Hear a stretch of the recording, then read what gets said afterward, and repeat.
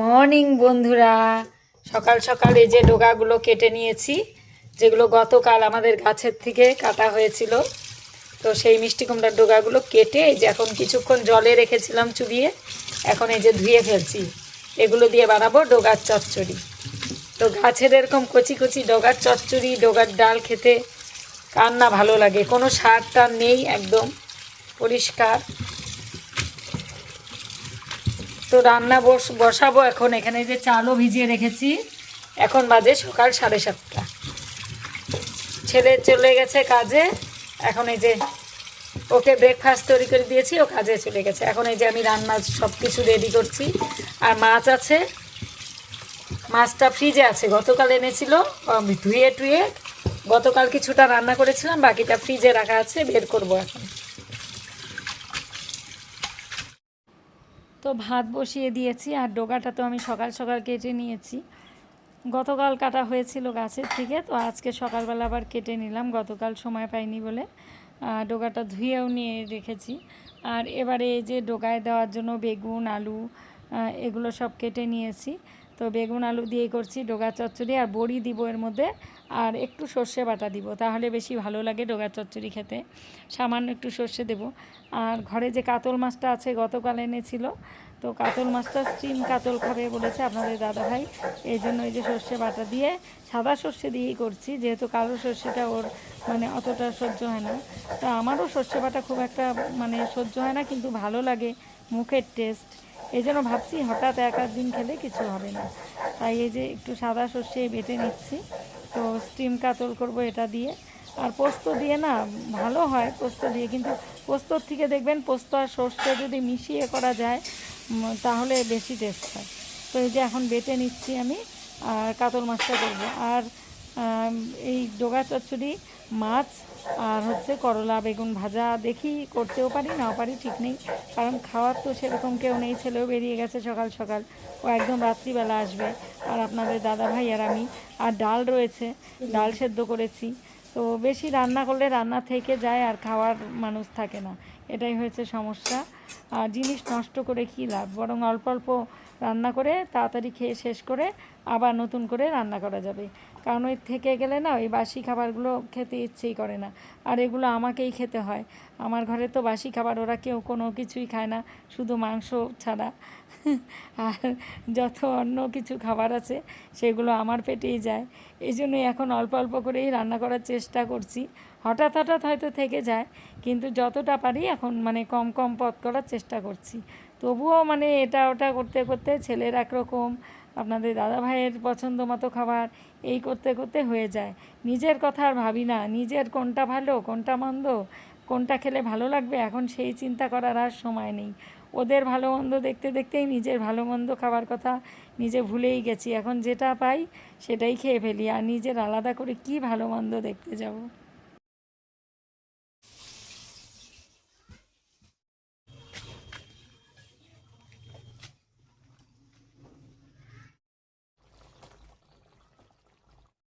বন্ধুরা চলুন দেখাই আজ কী কী রান্না করলাম।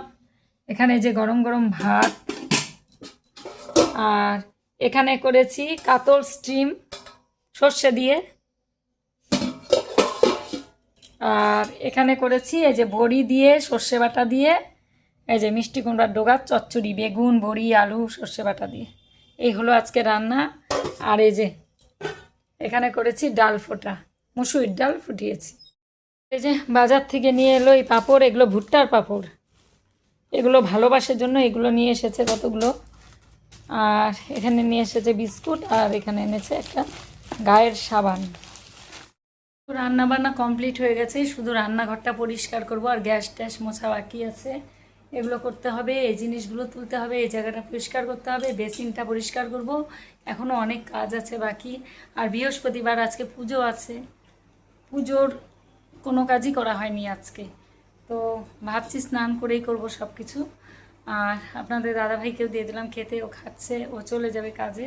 ছেলে তো ভোরবেলা চলে গেছে, টিফিন নিয়ে গেছে। আর ঘরটাও সব গোছানো কমপ্লিট, এখন শুধু রান্নাঘরটা পরিষ্কার করে তারপরে স্নানে চলে যাব। ও খাচ্ছে, খেতে দিয়ে দিয়েছি। আর এই যে পুরো ঘরটা গুছিয়ে নিয়েছি, এই ঘরটাও গোছানো হয়ে গেছে, আর পাশে এই ঘরটাও সকাল সকালই গুছিয়ে নিয়েছি। এই যে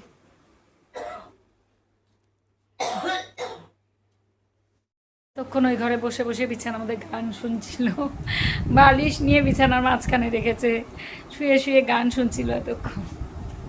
তো ঠিক আছে বন্ধুরা, আবার পরে দেখা হচ্ছে আপনাদের সঙ্গে। আর বেসিনটাও পরিষ্কার করব, স্নানে যাওয়ার আগে বেসিনটাকে পরিষ্কার করতে হবে। আর এই যে এখানে কতগুলো জিনিস এনেছে, এগুলো সব তুলতে হবে, আর টেবিলটাও একটু গুছিয়ে ফেলবো। স্নান করে চলে এলাম ঠাকুর ঘরে। আর এই যে এখন সব এগুলো সব মেজে টেজে নিয়ে এসেছি, এখন সব জোগাড় করবো। যেহেতু বৃহস্পতিবার ঘট বসাতে হবে, তো অনেক কিছু জোগাড় করা বাকি, শুধু ঠাকুরের কাজগুলো করে নিলাম স্নান করে। যে এগুলো সব মেজে টেজে নিয়ে এলাম, এগুলো সব এই গাছাটাকেও মাজলাম। এগুলো সব বৃহস্পতিবার করে এগুলো সব মাজা হয়, অনেক জিনিস থাকে তো। আর আসনটাকেও পুরো সুন্দর করে সব কাপড় টাপড় চেঞ্জ করে দিয়েছি, মা লক্ষ্মীর শাড়ি চেঞ্জ করেছি, আসরের কাপড়। এই ফুল তুলে নিলাম, এখন আবার একটু ফুলটা কম ফুটছে, অন্য দিন অনেক ফুল ফোটে। এই যে এখন সব রেডি করে নিব আস্তে আস্তে, সব গুছিয়ে নিই, তারপরে আবার আপনাদের সঙ্গে কথা হচ্ছে।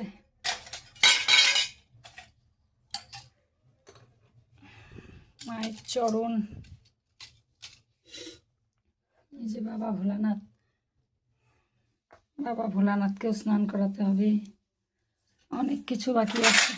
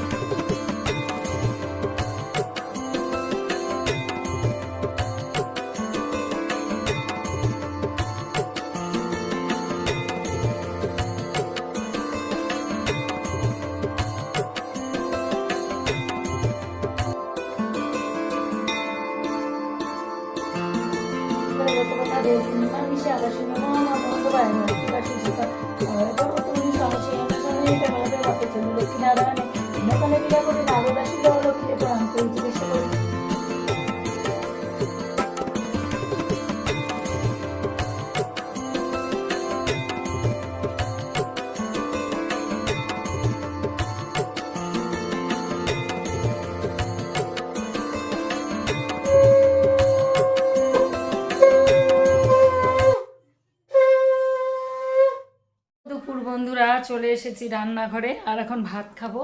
2:30টার ওপরেই বেজে গেছে। এতক্ষণ ওই যে ফ্রিজের পেছনে যে জলগুলো জমেছিল, সেই জলগুলোকে ফেললাম। আর কি করে ফেললাম আপনাদের দেখাই। এই যে পিচকারিটা, রং খেলার আমার ছেলের ছোটোবেলার পিচকারিটা দিয়ে ফ্রিজের পেছন থেকে জল টেনে টেনে এই যে বেসিনের মধ্যে ফেললাম। এখন পেছনটার থেকে নাহলে জল গড়িয়ে গড়িয়ে আসছিল, ভরে গেছিলো পিছনটা, তো সেই জলগুলোকে ফেলে দিলাম। এখন আর আসবে না, অনেকবার জল পড়ছিল। পিচকারিটা দিয়ে সুবিধা হয়েছে, নাহলে ফ্রিজের পেছনে যে জলটা জমে থাকে, এটা ওই কিছু দিয়ে ওঠাতে গেলে খুব অসুবিধা হয়। পিচকারিটা দিয়ে টেনে টেনে মেশিনের মধ্যে ফেলে দিলাম, ব্যাস জল পেছনের পরিষ্কার হয়ে গেল। আর এখন খাবো। এই টেবিলটাকে ওই যে পরিষ্কার করে নিয়েছি, সব বাসন টাসনগুলো এই যে বাসন রাখার একের মধ্যে সব গুছিয়ে নিলাম। তো এখন খাওয়া দাওয়া করে নিই। আর পুজো অনেকক্ষণ আগে আমার হয়ে গেছে, বসে বসে ভিডিও এডিট করছিলাম এতক্ষণ। এই যে একটু আগে যে ভিডিওটা মানে পাবলিশ করলাম, এটা এখন ভিডিও করছি, আর একটু পরে আপনারা পেয়ে যাবেন আগের ভিডিওটা। তো এতক্ষণ সেই ভিডিওটাকে এডিট করে সেটাকে পাবলিশ করলাম, এখন আবার এই ভিডিওটা শুরু করলাম। তো ঠিক আছে বন্ধুরা, খাওয়া দাওয়া করে নিই, পরে আবার কথা হচ্ছে আপনাদের সঙ্গে। শুভ বিকেল বন্ধুরা, এখন যাচ্ছি একটু দোকান থেকে বাদাম আনবো, বাদাম বিকালের টিফিন, বাদাম ভাজা মুড়ি দিয়ে। এখন দোকান যাচ্ছে। আর মেঘ করেছিল অনেকক্ষণ আগে, পুরো মেঘ ডাকছিল, এখন আবার একটু পরিষ্কার লাগছে আকাশটা। জানি না, রাত্রে হয়তো বৃষ্টি হতেও পারে।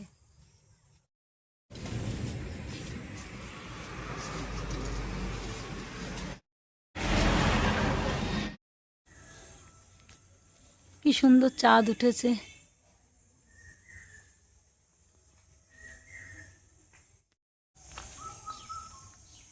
কি সুন্দর ফুলগুলো ফুটে আছে সন্ধেবেলা।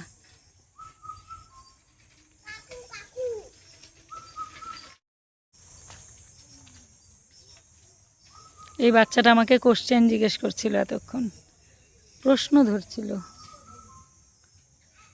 দোকান থেকে।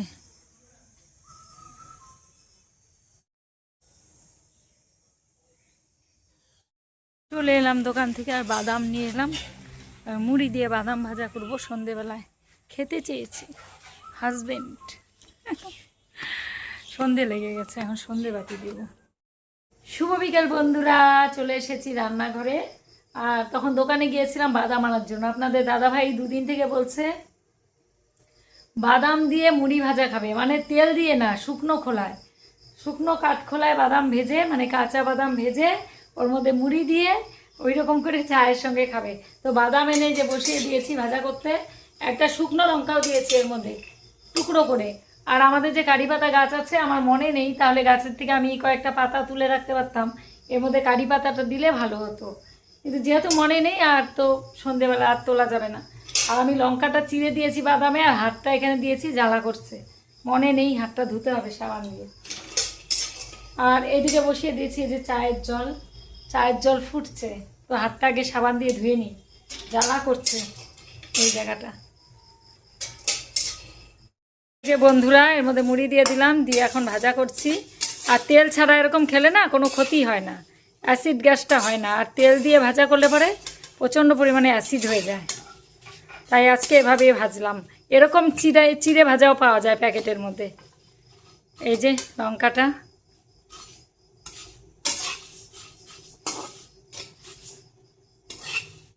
বন্ধুরা এই যে মুড়ি ভাজা কমপ্লিট হয়ে গেছে, গরম গরম মুড়ি ভাজা বাদাম দিয়ে। আর এখানে করেছি চা, তো নিয়ে যাই পাশের ঘরে। তো ছেলে বাড়িতে এসে তারপরে কিছুক্ষণ ছিল, রেস্ট করে হাত মুখ ধুয়ে তারপরে চলে গেল একটু বন্ধুদের সঙ্গে দেখা করতে। তো ও তো সময় পায় না, আস্তে আস্তে অনেকটা রাত হয়ে যায়, যেহেতু আজকে একটু তাড়াতাড়ি এসেছে, তাই বললো মা আমি একটু বন্ধুদের সঙ্গে দেখা করে আসি। আমি বললাম যা, একভাবে কাজ করে তো এসে কোথাও বেরোতে পারে না, অনেকটা রাত হয়ে যায় আস্তে আস্তেই, এজন্য ওরও তো ইচ্ছে করে একটু বেরোতে। তাই যে আমি বললাম আকাশটা দেখে যা, তো বললো না আকাশ পরিষ্কারই আছে, কারণ অনেক জায়গাতেই বৃষ্টি হচ্ছিল, তো আমাদের এখানে তো বৃষ্টি হয়নি, তো ভালোই ছিল আকাশটা। বললো যে আমি তাড়াতাড়ি ফিরে আসবো, তো বেরিয়ে গেল। তারপরে আমি এই যে বাদাম এনে বাদামটা মুড়ি দিয়ে ভাজা করে চা করে, এখন এই যে আপনাদের দাদাভাই এসে পড়েছে, ও হাত মুখ টুক ধুয়ে এ ঘরে বসে বসে এই যে টিভিতে খবর দেখছে। তো এই জন্য এই যে চাটা করে নিয়ে এলাম, নিয়ে এসে এখন দুইজন মিলে চা খাচ্ছি। তো আজকের ভিডিওটা এখানেই শেষ করছি, দেখা হচ্ছে পরবর্তী ব্লগে। সবাই ভালো থাকবেন, সুস্থ থাকবেন। আর আমার ভিডিওগুলো যদি আপনাদের ভালো লেগে থাকে তাহলে চ্যানেলটিকে সাবস্ক্রাইব করে পাশে থাকবেন। তো আজকের মতো টাটা, দেখা হচ্ছে আবার একটা পরবর্তী ব্লগের সঙ্গে। টাটা, সবাই ভালো থাকবেন, সুস্থ থাকবেন।